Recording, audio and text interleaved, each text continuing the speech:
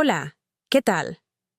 Antes de escuchar esta emocionante historia, les pido que le den me gusta, se suscriban al canal y comenten abajo cómo se llaman y de qué ciudad son. Era una mañana soleada en Valencia.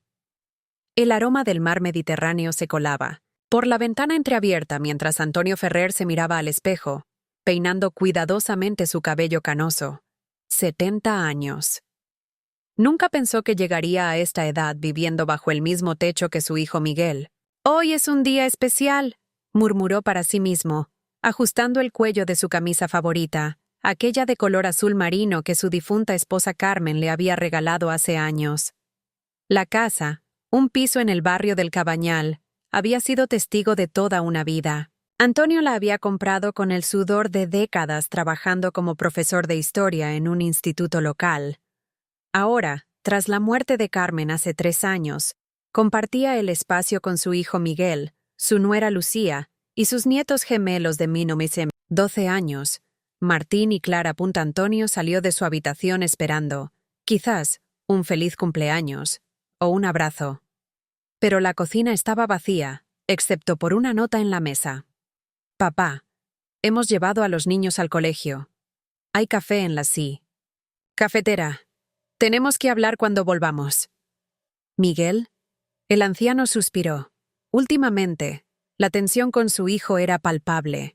Miguel, de 45 años, trabajaba en una consultora y siempre parecía estresado. Las discusiones sobre pequeñeces se habían vuelto frecuentes, que si Antonio dejaba las luces encendidas, que si su programa de televisión estaba demasiado alto, que si ocupaba demasiado espacio en el frigorífico con sus medicamentos. «Será una sorpresa», pensó Antonio optimista, sirviéndose un café. «Quizás están preparando algo especial para más tarde». Pasó la mañana hojeando su álbum de fotos antiguas. Carmen sonreía en cada imagen, recordándole lo afortunado que había sido. Recibió llamadas de felicitación de algunos viejos, colegas del instituto y de su hermana Dolores, quien vivía en Barcelona. A mediodía, la puerta principal se abrió. Miguel entró solo, con el ceño fruncido y un maletín en la mano. «Papá, tenemos que hablar», dijo sin preámbulos, sentándose frente a Antonio. No hubo felicitación, no hubo abrazo, solo esas palabras que presagiaban algo incómodo. «Lucía y yo hemos estado conversando. La casa se ha vuelto muy pequeña para todos. Los niños están creciendo, necesitan su propio espacio». Antonio asintió, esperando. Sabía que vivir todos juntos no era fácil, pero la vivienda tenía 3 habitaciones. Era ajustado, pero funcionaba. «He hablado con la directora de la residencia, Santa Teresa. Tienen una habitación disponible a partir del próximo mes.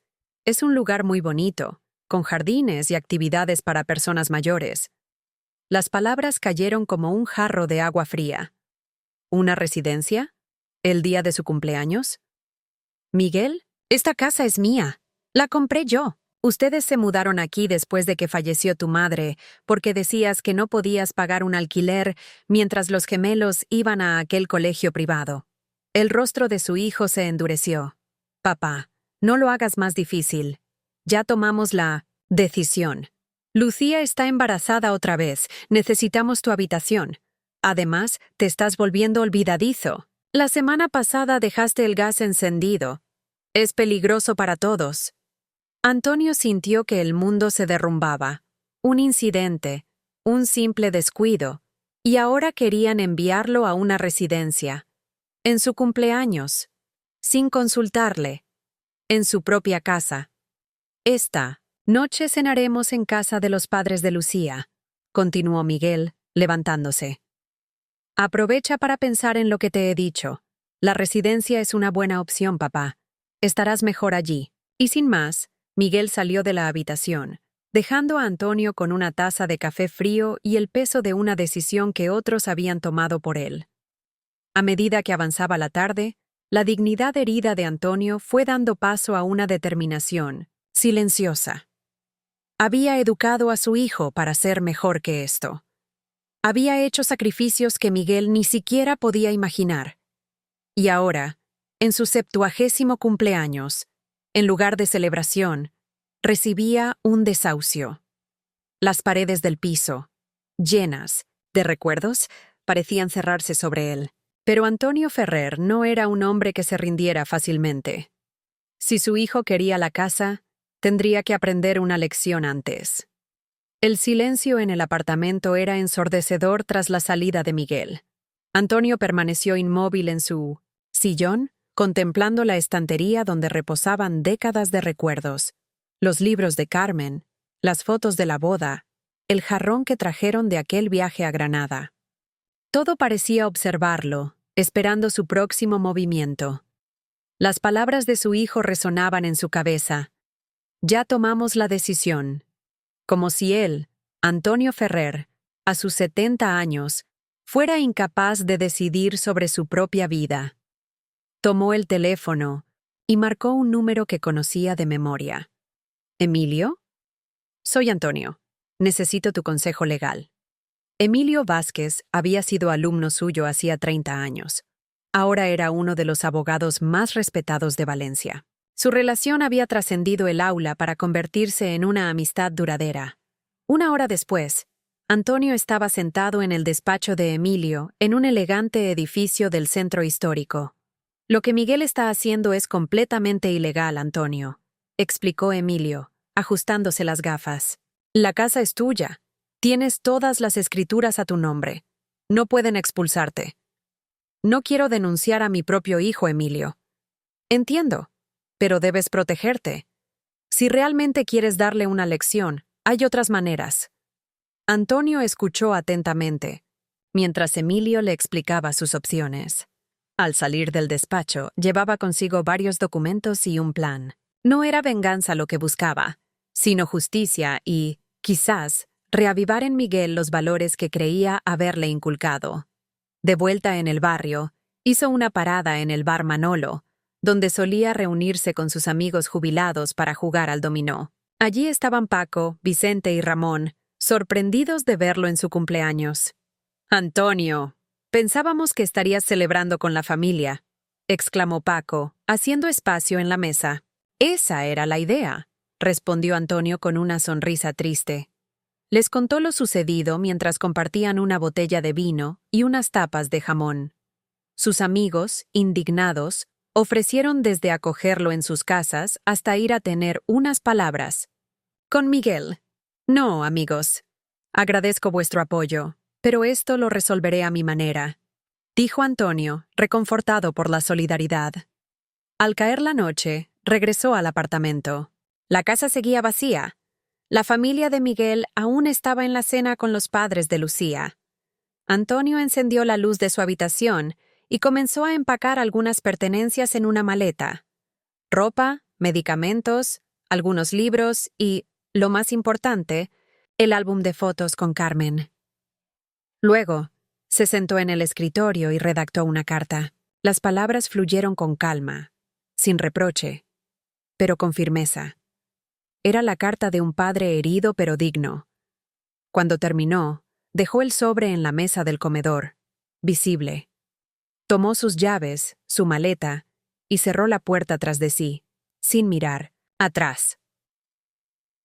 En la acera, bajo la luz amarillenta de una farola, esperaba un taxi. Antonio dio la dirección y el vehículo se perdió en la noche valenciana. 3 horas más tarde, Miguel y su familia regresaron al apartamento. Al encender las luces, encontraron la carta. Miguel la abrió con curiosidad, que pronto se transformó en alarma. Miguel, cuando naciste, juré protegerte y darte lo mejor de mí. He cumplido esa promesa durante 45 años. Hoy, en mis 70 cumpleaños, me has hecho entender que ya no tengo lugar en tu vida ni en mi propia casa. No voy a una residencia. He tomado mi propia decisión. Cuando quieras hablar como el hombre que creí haber educado, sabrás dónde encontrarme. He visitado a Emilio. Esta tarde. Las escrituras siguen a mi nombre, pero eso es lo de menos. Lo que me duele no es la casa, sino la falta de respeto a mis años y a mi dignidad. Tu padre, Antonio. Miguel sintió un escalofrío. ¿Dónde estaba su padre? ¿Qué había hecho? La preocupación se mezcló con la culpa mientras buscaba frenéticamente alguna pista en la habitación de Antonio, ahora medio vacía. Esa noche, en un pequeño pero acogedor apartamento en el barrio de Ruzafa, Antonio miraba por la ventana las luces de Valencia. El piso pertenecía a Emilio, quien lo usaba ocasionalmente para clientes que necesitaban discreción. No era grande, pero para Antonio, en ese momento, representaba algo invaluable: libertad y dignidad. Su teléfono sonó varias veces. Era Miguel. Antonio no contestó. Mañana sería otro día, y los 70 años le habían enseñado que las decisiones importantes nunca deben tomarse en caliente. Mientras se acostaba en la cama desconocida, recordó las palabras que Carmen solía repetir. La familia es como una telaraña, Antonio. Cuando la rompes, puedes repararla, pero nunca será exactamente igual. Esa noche, Antonio durmió con la determinación de quien ha reclamado el control de su propia historia. La desaparición de Antonio provocó un terremoto en la familia Ferrer. La mañana siguiente a su partida, Miguel llamó a la policía, pero el agente que tomó la denuncia, tras leer la carta que Antonio había dejado, dejó claro que un hombre, adulto en plenas facultades mentales, tenía derecho a irse de su casa sin dar explicaciones. Su padre no está desaparecido, señor Ferrer. Se ha ido voluntariamente, explicó el oficial con paciencia. Y según esto, parece que tiene muy buenos motivos. La vergüenza coloreó el rostro de Miguel, quien murmuró algo sobre un malentendido familiar antes de retirarse de la comisaría. Los días siguientes fueron un torbellino de llamadas sin respuesta al móvil de Antonio, visitas infructuosas, a casas de amigos y familiares, y un creciente sentimiento de culpa que corroía a Miguel. Los gemelos, Martín y Clara, percibían la tensión. ¿Por qué se ha ido el abuelo? ¿Está enfadado con nosotros?, preguntó Clara una noche, mientras cenaban en un silencio poco habitual. No, cariño. ¿El abuelo? Necesitaba tiempo para él, respondió Lucía, intercambiando una mirada con Miguel. ¿Es porque le dijiste que tenía que irse a vivir a otro sitio?, insistió Martín, con esa brutal honestidad de los 12 años. Yo escuché cuando se lo decías.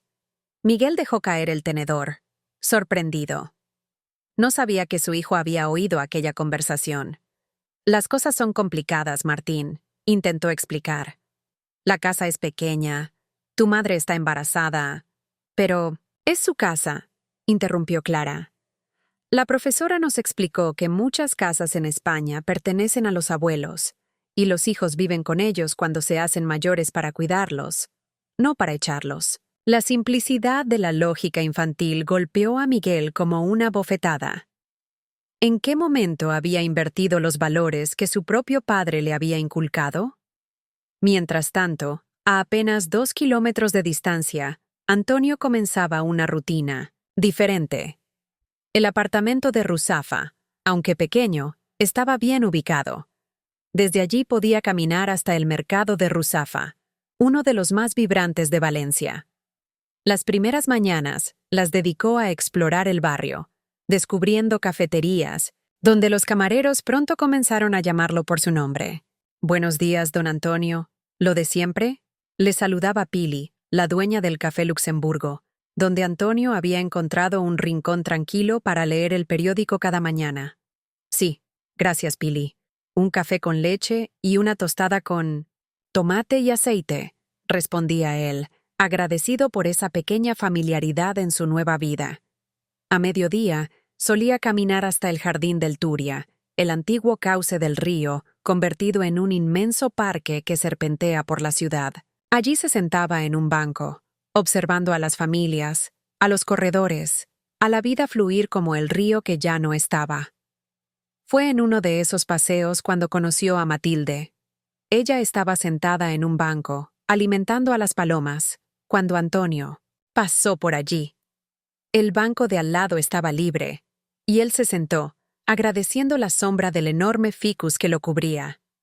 «Si les das de comer una vez, no te dejarán en paz», comentó Matilde con una sonrisa, mirando cómo las palomas rodeaban, también a Antonio. «Como algunos hijos», respondió él, con una risa que escondía dolor. La conversación fluyó naturalmente. Matilde, viuda como él, tenía 68 años y había sido enfermera. Vivía sola en un piso cercano desde que su marido falleció 5 años atrás. Sus 2 hijas vivían en Madrid y Barcelona. «Vienen a verme en Navidad y en verano», explicó. «Y yo prefiero que sea así. Valoro mi independencia». Esa palabra, independencia, resonó en Antonio. Era precisamente lo que estaba reconstruyendo. A partir de ese día, sus caminos se cruzaron con frecuencia. A veces paseaban juntos, otras compartían un café o simplemente se sentaban en silencio, cómodos con la presencia del otro. Una semana después de su partida, Antonio recibió la primera visita de Emilio en el apartamento. «Miguel ha venido a verme al despacho», informó el abogado, aceptando la taza de té que Antonio le ofrecía. «Está desesperado buscándote». «¿Te ha amenazado con alguna acción legal?», preguntó Antonio, sereno. «Todo lo contrario. Está preocupado, y, si me permites decirlo, parece arrepentido». Antonio suspiró, mirando por la ventana. Las campanas de la iglesia de Ruzafa marcaban las 6 de la tarde. «Déjale mi número, Emilio. Que me llame él». Esa noche, mientras cenaba un sencillo plato de paella que había comprado en el mercado, su teléfono sonó. Era un número que conocía de memoria. «Papá», dijo la voz al otro lado. No era Miguel, sino Clara. «¿Por qué te has ido? Te echamos de menos». El corazón de Antonio se encogió al escuchar la voz de su nieta. «Yo también os echo de menos, pequeña», respondió con voz suave. «Pero a veces los adultos necesitamos espacio para pensar». «Papá está muy triste. No habla mucho. Y mamá llora cuando cree que no la vemos». Antonio cerró los ojos. No quería causar dolor a sus nietos. «Clara, dile a tu padre que puede llamarme cuando quiera. Estoy bien. No os preocupéis por mí». «Te quiero, abuelo. Y yo a ti, mi niña». Al colgar, Antonio sintió una mezcla de emociones. Echaba de menos a sus nietos terriblemente, pero la herida que le había causado Miguel aún estaba abierta. Necesitaba tiempo para sanar, y Miguel necesitaba tiempo para entender. El teléfono volvió a sonar casi inmediatamente. Esta vez sí era Miguel. «Papá, ¿dónde estás? ¿Estás bien?», preguntó, con una voz que Antonio apenas reconoció, cargada de preocupación y remordimiento. «Estoy bien, Miguel. Tengo un lugar cómodo para vivir. Vuelve a casa, por favor. Fue un error lo que dije. No lo pensaba realmente». «¿No lo pensabas?», respondió Antonio con calma. «Me parece que lo tenías muy meditado. La residencia, la habitación disponible, todo planificado». Un silencio pesado se instaló entre ellos. «Te necesitamos, papá. Los niños preguntan por ti constantemente. Y yo los extraño. Pero hay cosas que deben cambiar, Miguel. No puedo volver como si nada hubiera pasado». La conversación no duró mucho más. Antonio acordó llamar a sus nietos de vez en cuando, pero se mantuvo firme en su decisión de no regresar, al menos no todavía. Cuando colgó, se acercó a la pequeña terraza del apartamento. La noche valenciana se extendía ante él, salpicada de luces. En algún lugar de esa ciudad estaba su casa, su familia, pero aquí, en este espacio prestado, estaba redescubriendo algo que había olvidado: el valor de su propia voz. La rutina en casa de Miguel se había vuelto extrañamente hueca sin la presencia de Antonio. Las mañanas parecían más silenciosas, sin el sonido de las noticias que el abuelo escuchaba religiosamente en la radio antigua que conservaba desde los años 90.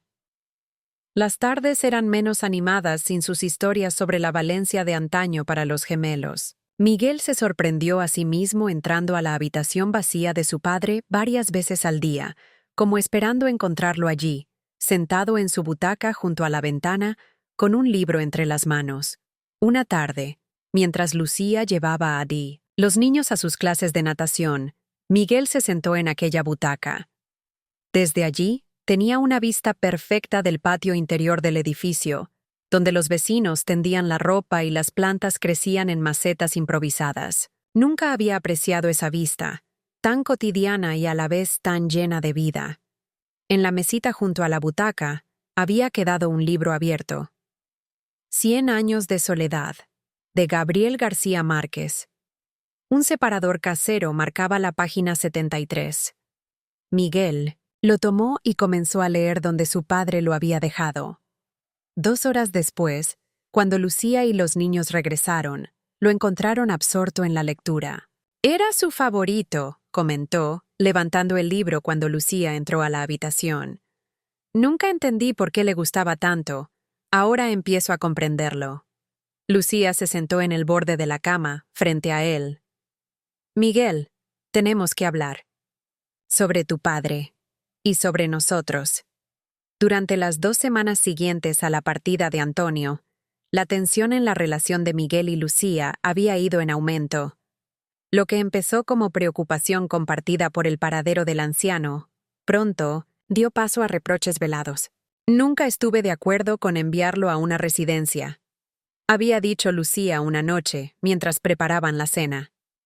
La casa es suya, Miguel. Nosotros somos los inquilinos, aunque nunca hayamos pagado un alquiler. ¿Ahora es mi culpa? Había respondido él, defensivo. Fuiste tú quien dijo que necesitábamos más espacio con el bebé en camino. Dije que necesitábamos organizarnos mejor, no echar a tu padre, contestó ella, cerrando la conversación con un portazo.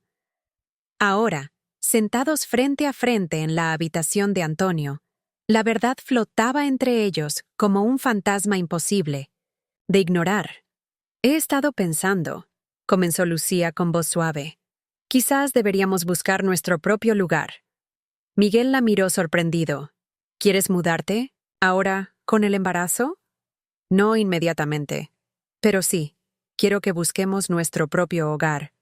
Por el bien de todos. Para que tu padre pueda regresar a su casa sin sentirse un estorbo. Para que nuestros hijos entiendan el valor del esfuerzo y la independencia. Las palabras de Lucía resonaron en Miguel. Independencia, la misma que él no había valorado en su padre, y que ahora Antonio estaba reclamando a su manera. Esa noche, Miguel no pudo dormir. Las palabras de Lucía, mezcladas con las imágenes de su padre solo en algún lugar de Valencia, lo mantuvieron despierto. Cuando el amanecer empezaba a asomarse por la ventana, tomó una decisión. Llamó a Emilio Vázquez. Sabía, por las evasivas de sus respuestas anteriores, que el abogado sabía dónde estaba su padre. Emilio, necesito ver a mi padre. Cara a cara. Por favor, ayúdame. Hubo un silencio al otro lado de la línea. Antonio me ha pedido que no revele su dirección, Miguel. Lo entiendo, pero dile que quiero verlo, que necesito decirle algo importante. Emilio prometió transmitir el mensaje. 2 horas más tarde, llamó para confirmar que Antonio había accedido a un encuentro. Le dio una dirección. El Café Luxemburgo, en Ruzafa, a las 5 de la tarde. El barrio de Ruzafa era un laberinto, de calles estrechas y edificios coloridos, muchos de ellos recientemente renovados en lo que había sido una gentrificación imparable. Miguel llegó 20 minutos antes al café, nervioso como un adolescente en su primera cita. Eligió una mesa al fondo, pidió un café que apenas probó, y esperó. A las 5 en punto, la puerta se abrió y Antonio entró. A Miguel le sorprendió lo bien que se veía su padre. Llevaba una camisa limpia y planchada, el pelo bien peinado, y caminaba con una seguridad que no le había visto en años. A su lado, una mujer de aproximadamente su edad, elegante y con una sonrisa amable. ¿Quién era ella? Antonio lo vio y se dirigió hacia la mesa. La mujer se quedó en la barra, dándoles espacio.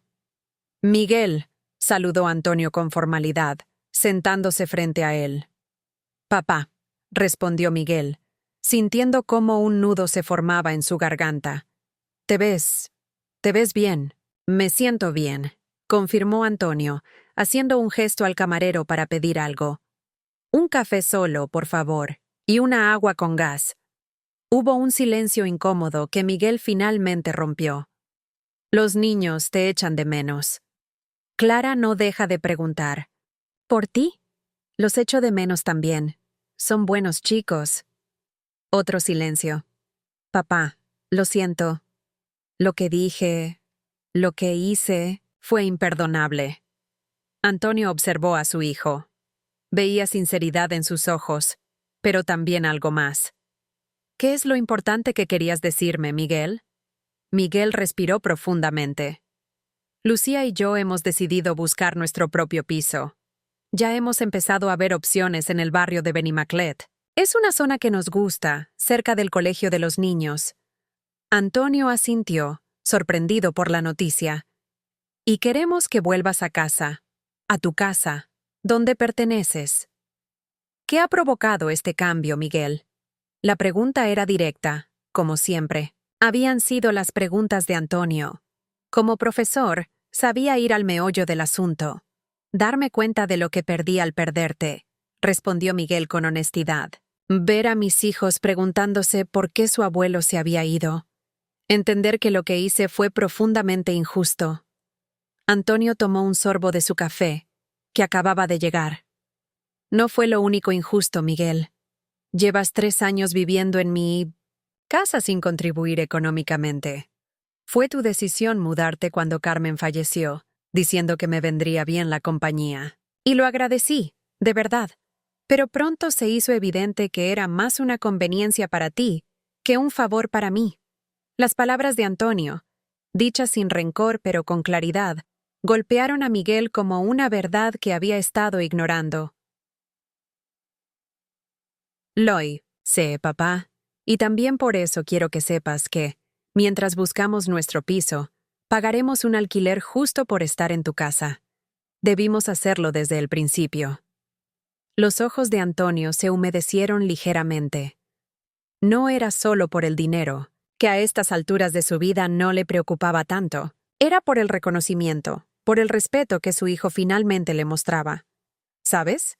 Estos días he estado pensando mucho en tu madre, dijo Antonio, cambiando ligeramente de tema. Carmen siempre decía que no hay que enseñar a los hijos qué pensar, sino cómo pensar. Me alegra ver que finalmente has pensado por ti mismo. Desde la barra, Matilde observaba la escena con discreción. Había conocido la historia de Antonio a través de sus conversaciones diarias y podía ver en la postura de ambos hombres que algo importante estaba sucediendo.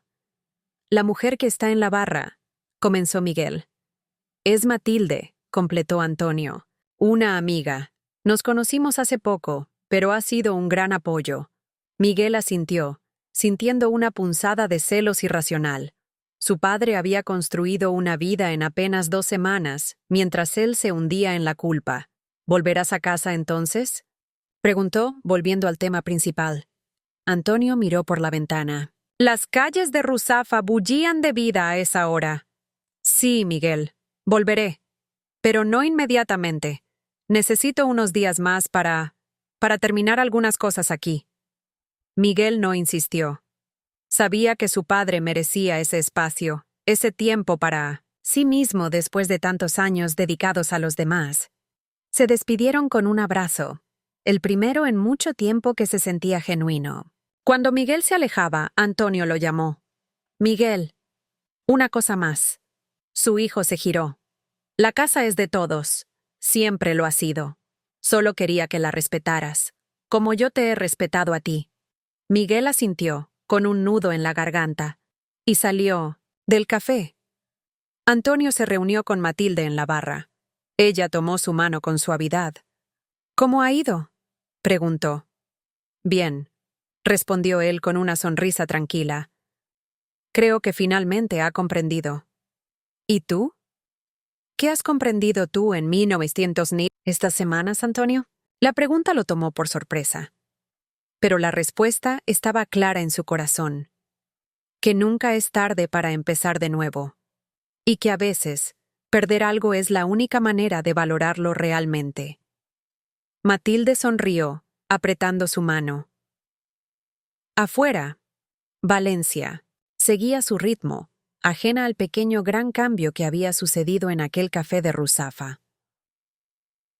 El regreso de Antonio a su hogar se produjo un domingo por la mañana, 3 semanas después de su partida. Miguel y los gemelos fueron a recogerlo al apartamento de Ruzafa, donde había pasado esos días de reflexión y redescubrimiento. Cuando llegaron, Antonio los esperaba en la puerta del edificio, con una pequeña maleta y una planta que Matilde le había regalado. Un rosal miniatura que, según ella, simbolizaba un nuevo comienzo con raíces profundas. Los niños se lanzaron a sus brazos apenas lo vieron. «Abuelo, te hemos echado tanto de menos», exclamó Clara, abrazándolo con fuerza. «Yo también os he echado de menos, mis pequeños», respondió Antonio, besándolos en las mejillas. Miguel observaba la escena con una mezcla de alivio y remordimiento. Su padre parecía rejuvenecido, más erguido, con una chispa en los ojos que hacía tiempo que no veía. El trayecto a casa estuvo lleno de preguntas de los gemelos sobre dónde había estado Antonio, qué había hecho y quién era esa señora. «Matilde, de la que les había hablado por teléfono. ¿Es tu novia, abuelo?», preguntó Martín sin rodeos, con esa sinceridad característica de sus 12 años. Antonio sonrió, mirando por la ventanilla del coche hacia las calles de Valencia que desfilaban ante sus ojos. «Matilde es una buena amiga, Martín. A nuestra edad, las etiquetas no son tan importantes. Digamos que nos hacemos compañía». Miguel, que conducía, miró a su padre por el retrovisor. Había algo diferente en él, una serenidad nueva, mezclada con una determinación que no recordaba haberle visto en años. Cuando llegaron al edificio del Cabañal, Antonio se detuvo un momento antes de entrar, contemplando la fachada como si la viera por primera vez. Era un edificio de los años 60, con balcones estrechos decorados con plantas y ropa tendida. Su hogar durante más de 4 décadas. «Bienvenido a casa, papá», dijo Miguel, sosteniendo la puerta. Al entrar en el piso, Antonio fue recibido por el aroma de una paella recién hecha. Lucía lo esperaba con un abrazo y los ojos húmedos. «Lo siento mucho, Antonio», susurró ella. «Nunca debimos». «Está bien, Lucía», la interrumpió él con gentileza. «Lo importante es que ahora estamos todos juntos». La comida transcurrió en un ambiente cálido, aunque con cierta tensión subyacente. Había mucho de qué hablar, muchas heridas que sanar, pero todos hacían un esfuerzo por mantener la armonía, especialmente delante de los niños. Después, de comer, mientras Lucía y los gemelos recogían la mesa, Miguel llevó a su padre a su habitación. Todo estaba exactamente como lo había dejado, excepto por un detalle. Sobre la cómoda había un ramo de flores frescas. «Clara insistió», explicó Miguel. «Dijo que era importante que tu cuarto oliera a bienvenida». Antonio sonrió, conmovido. Por el gesto de su nieta. «Miguel», dijo, sentándose en la cama, «ahora que estamos solos, hay algo que quiero decirte». Su hijo se tensó, temiendo quizá nuevos reproches. «Estos días lejos me han hecho pensar mucho. No solo en lo que pasó entre nosotros, sino en mi vida, en lo que quiero para los años que me quedan». Miguel asintió, esperando. «He decidido hacer algunos cambios. Primero, voy a vender la casa». «¿Qué?», exclamó Miguel sorprendido. «Pero, papá, esta casa es tu vida. Aquí viviste con mamá, aquí nos criaste». «Exactamente», interrumpió Antonio. «Esta casa está llena de recuerdos. Hermosos recuerdos, pero también está llena de fantasmas, de cosas que ya no existen. El barrio ha cambiado. Muchos de mis viejos vecinos se han ido». «¿Y dónde vivirás?», preguntó Miguel, visiblemente preocupado. «He encontrado un pequeño apartamento en Ruzafa, cerca del de Matilde. Es más pequeño que este, perfecto para mí solo. Y el dinero de la venta. Quiero que sea para vosotros. Papá, no podemos aceptar eso. La casa es tuya. El dinero debe ser para ti». Antonio se levantó y se acercó a la ventana. Desde allí podía ver un pedazo de mar entre los edificios. «Miguel, Tengo mi pensión de profesor. No es una fortuna, pero es suficiente para vivir cómodamente. Lo que quiero ahora es libertad, no dinero. Y vosotros necesitáis un lugar propio, especialmente con el bebé en camino. Miguel se quedó sin palabras. Su padre estaba ofreciéndoles un regalo que iba mucho más allá de lo material. Les estaba ofreciendo un nuevo comienzo, una oportunidad de reescribir su relación desde el respeto y la independencia mutua. Hay una condición, continuó Antonio. Quiero que los niños vengan a visitarme a menudo, y quiero que sepan la verdad sobre lo que pasó. No los subestimes, Miguel. Son más sabios de lo que crees. Lo son, asintió Miguel, pensando en la perspicacia de sus hijos. Han sido ellos los que más me han hecho reflexionar estas semanas. Esa noche, después de que los niños se fueran a la cama, los 3 adultos se sentaron en el salón con una botella de vino. Era hora de hablar con sinceridad. Durante estos días de ausencia, comenzó Antonio, he entendido algo fundamental. Todos necesitamos nuestro propio espacio para crecer, incluso a mi edad. Especialmente a mi edad. Lucía, que estaba en su 5º mes de embarazo, acarició suavemente su vientre. Antonio, quiero que sepas que nunca quisimos hacerte daño. Las cosas se complicaron, el estrés nos superó. Lo sé, Lucía, respondió él con una sonrisa comprensiva. La vida nunca es sencilla, pero lo importante es cómo respondemos a las dificultades. Miguel, que había permanecido en silencio, finalmente habló. Papá, ¿estás seguro de la decisión de vender la casa? No quiero que lo hagas solo por nosotros, o peor, por culpa. Antonio negó con la cabeza. Lo hago por mí, Miguel. Es mi decisión. Estos días en Ruzafa me han hecho sentir vivo de nuevo. Hay parques, cafeterías, teatro, y sí, está Matilde también. A nuestra edad, cada día es un regalo, y quiero vivirlos plenamente. La conversación fluyó hasta bien entrada la noche. Por primera vez en años, hablaron con total honestidad. Sobre el duelo por Carmen, que ninguno había procesado completamente. Sobre las presiones económicas que Miguel enfrentaba. Sobre los miedos de Lucía ante la llegada del nuevo bebé. Cuando se fueron a dormir, algo había cambiado en la dinámica familiar. Una nueva comprensión, un respeto renovado. A la mañana siguiente, Antonio se levantó temprano como era su costumbre. Preparó café para todos y salió al pequeño balcón a contemplar el amanecer sobre Valencia. Un nuevo día, un nuevo comienzo. Miguel se le unió poco después, con el pelo despeinado y los ojos aún somnolientos. He estado pensando, papá, dijo, aceptando la taza de café que Antonio le ofrecía. Quizás podríamos buscar una casa, cerca de tu nuevo apartamento en Ruzafa, para estar todos cerca. Antonio sonrió, conmovido por el gesto. Me gustaría eso, respondió. Pero no te sientas obligado. Lo más importante es que encontréis un lugar que os haga felices. Lo haremos, prometió Miguel. Y esta vez lo haremos por nosotros mismos. Los días siguientes fueron un torbellino de actividad.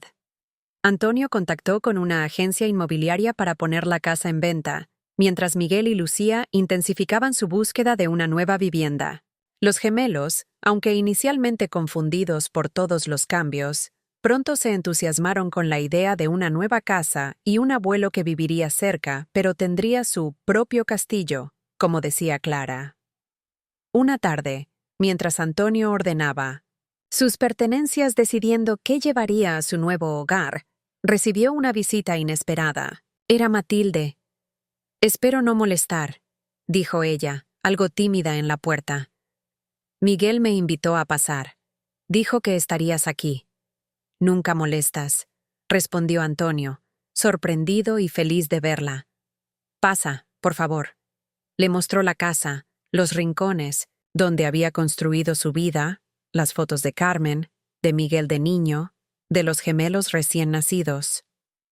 Es una casa hermosa, llena de historia, comentó Matilde. ¿Estás seguro de querer dejarla? Antonio asintió con serenidad. completamente seguro.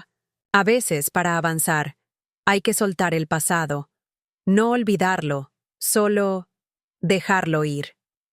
Eres un hombre sabio, Antonio Ferrer, dijo ella, tomando su mano. Por eso disfruto tanto de tu compañía. Esa noche, Matilde se quedó a cenar. Ver a Antonio con ella fue una revelación para Miguel. Su padre reía, contaba anécdotas, mostraba una vitalidad que creía perdida tras la muerte de su madre. Los gemelos adoraron a Matilde desde el primer momento, especialmente cuando descubrieron que, además de enfermera, había sido voluntaria en un refugio de animales y sabía todo sobre gatos, la obsesión actual de Clara. Cuando Matilde se despidió, Antonio la acompañó hasta el portal. Desde la ventana, Miguel los observó conversando, sus siluetas recortadas contra la luz amarilla de la farola. Vio cómo su padre se inclinaba para besar a Matilde en la mejilla y cómo ella se demoraba un instante en el abrazo. 70 años, murmuró para sí mismo, con una sonrisa, y aún capaz de enamorarse. Cuando Antonio regresó, encontró a su hijo esperándolo en el salón. Es una mujer extraordinaria, comentó Miguel. Lo es, confirmó Antonio, sin poder ocultar una sonrisa. Y parece que le gustas mucho. Antonio se sonrojó ligeramente, algo que Miguel no recordaba haber visto. Jamás. A mi edad, hijo, no se busca un gran amor.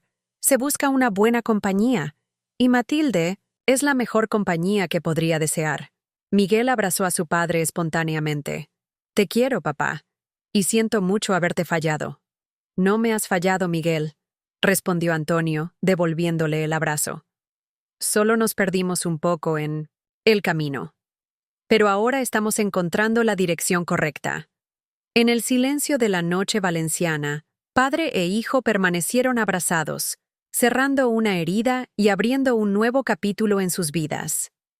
6 meses después, la vida de la familia Ferrer había cambiado por completo. La casa del Cabañal se había vendido por un buen precio, gracias al auge inmobiliario en la zona. Miguel y Lucía, con el dinero de la venta y algunos ahorros, habían comprado un amplio piso en Benimaclet, a solo 15 minutos a pie del nuevo apartamento de Antonio en Ruzafa. Antonio, por su parte, se había instalado en un acogedor segundo piso con un pequeño balcón lleno de plantas.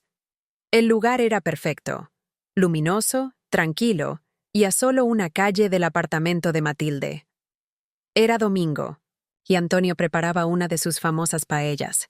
Toda la familia vendría a comer.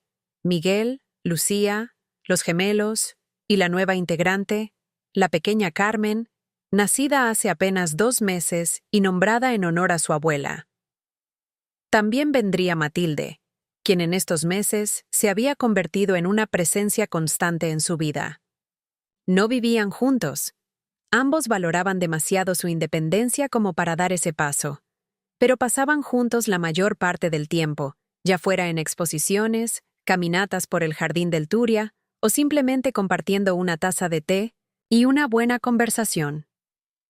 Mientras Antonio removía el sofrito, añadiendo el arroz con precisión milimétrica, sonó el timbre. Era demasiado temprano para ser su familia. Al abrir, se encontró con Emilio, su antiguo alumno y abogado, quien venía con una carpeta en la mano. ¿Interrumpo, profesor?, preguntó con una sonrisa. Nunca interrumpes, Emilio. Pasa, respondió Antonio, señalando hacia la cocina. Estoy en plena operación paella, así que tendrás que acompañarme mientras hablamos. Emilio lo siguió, dejando la carpeta sobre la mesa de la cocina. Te traigo los últimos papeles de la venta, y también una propuesta que creo que te interesará. Antonio escuchó mientras añadía el caldo a la paella. El Instituto Cervantes está buscando profesores jubilados para un programa de historia oral. Quieren recopilar testimonios sobre la Valencia del siglo XX, especialmente el periodo de la transición. Pensé inmediatamente en ti. Antonio dejó de remover un instante, sorprendido por la propuesta. ¿Volver a enseñar? No sé, Emilio. Hace mucho que dejé las aulas. No serían clases formales, más bien charlas, entrevistas con estudiantes internacionales, compartir tus experiencias, tu conocimiento de primera mano sobre una época que muchos de ellos solo conocen por los libros. La idea empezó a atraer a Antonio. En sus casi 50 años como profesor de historia, lo que más había disfrutado era precisamente compartir anécdotas, hacer que el pasado cobrara vida para sus alumnos. Lo pensaré, prometió. Ahora, ¿te quedas a comer? Habrá paella para un regimiento. Emilio aceptó encantado, convirtiéndose en el primer invitado de la reunión familiar que estaba por comenzar. A mediodía, el apartamento de Antonio se llenó de voces y risas. Los gemelos, ahora de casi 13 años, corrían de un lado a otro. Lucía, radiante a pesar del cansancio de los primeros meses de maternidad, mecía suavemente a la pequeña Carmen. Miguel ayudaba a su padre a servir la paella, mientras Matilde colocaba una ensalada fresca en la mesa. Era una escena familiar, perfecta, pero lo que hacía que Antonio se sintiera especialmente orgulloso era ver a su hijo. Miguel había cambiado profundamente en estos meses. La experiencia de casi perder a su padre, de enfrentar sus propios errores, lo había transformado. «Papá», dijo Miguel mientras servían, «tengo algo que contarte. He pedido una reducción de jornada en la consultora. Quiero estar más presente, para los niños y para Carmen». Antonio lo miró sorprendido.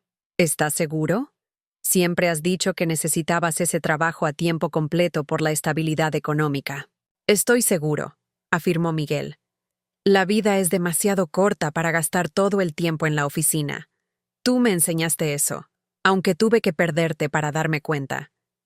En la mesa, una vez reunidos todos, Antonio miró a su alrededor con una mezcla de gratitud y asombro. Hace apenas 6 meses, en sus 70 cumpleaños, había sentido que lo perdía todo. Ahora, de alguna manera, había ganado aún más de lo que tenía. «Quiero proponer un brindis», dijo, levantando su copa. «Por las segundas oportunidades y por las decisiones difíciles que nos llevan a lugares inesperados». Todos levantaron sus copas. Matilde, sentada a su lado, tomó su mano bajo la mesa. «Y por los cumpleaños», añadió ella en voz baja, «solo para él. Incluso los que comienzan mal». Después de la comida, mientras los demás descansaban en el salón, Miguel ayudó a su padre a recoger la cocina. Era un momento que ambos habían empezado a valorar.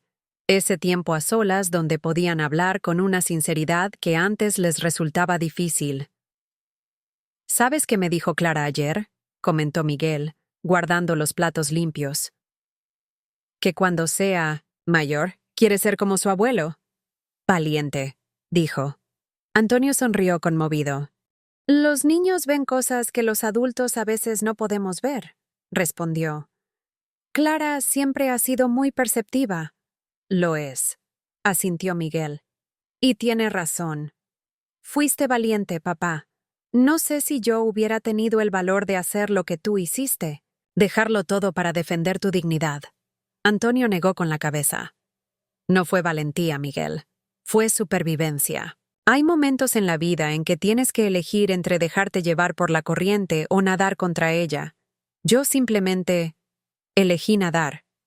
Y nos enseñaste a todos una lección en el proceso», añadió Miguel. Cuando todos se marcharon, entrada la tarde, Antonio y Matilde se quedaron solos, disfrutando de la tranquilidad del apartamento y de una taza de té en el balcón. Desde allí podían ver el bullicio de Ruzafa, con sus cafeterías llenas y sus calles coloridas. «Has creado algo hermoso, Antonio», comentó Matilde, observando el horizonte urbano. «Una nueva vida, una nueva relación con tu familia». «Lo hemos creado juntos», corrigió él, tomando su mano. «Sin ti, sin tu apoyo aquellos primeros días cuando estaba perdido y dolido, no sé si hubiera encontrado la fuerza». Matilde sonrió, apretando su mano. «Siempre tuviste la fuerza, Antonio. Solo necesitabas recordarlo». En ese momento, mientras el sol comenzaba a ponerse sobre Valencia, Antonio pensó en el título que su hijo había puesto, sin saberlo, a su historia. Mi hijo me echó de casa en mis 70 cumpleaños, pero tomé una decisión de la que se arrepintió. Era cierto. Miguel se había arrepentido profundamente de haberlo querido enviar a una residencia, de haberlo tratado como un estorbo. Pero lo que ninguno de los dos había previsto era que esa decisión dolorosa, ese momento de crisis, abriría la puerta a una transformación completa de sus vidas. Antonio había temido la soledad, el abandono, pero en su lugar había encontrado independencia, amor, respeto renovado y una nueva comprensión de lo que significaba ser padre y abuelo. ¿En qué piensas?, preguntó Matilde, notando su mirada perdida en el horizonte. En que a veces, respondió Antonio con una sonrisa serena, lo que parece el final de un camino es solo el comienzo de otro mucho mejor. Y mientras las últimas luces del día bañaban Valencia, Antonio Ferrer, a sus 70 años y medio, se sentía más vivo y más pleno que nunca. La decisión de la que su hijo se había arrepentido había sido paradójicamente el mayor regalo para ambos. La oportunidad de redescubrirse, de valorarse y de construir una relación basada no en la obligación, sino en el amor y el respeto mutuos, en las palabras que Carmen solía repetir, y que ahora Antonio entendía en toda su profundidad. La vida siempre te devuelve, de la forma más inesperada, aquello que tuviste el valor de reclamar.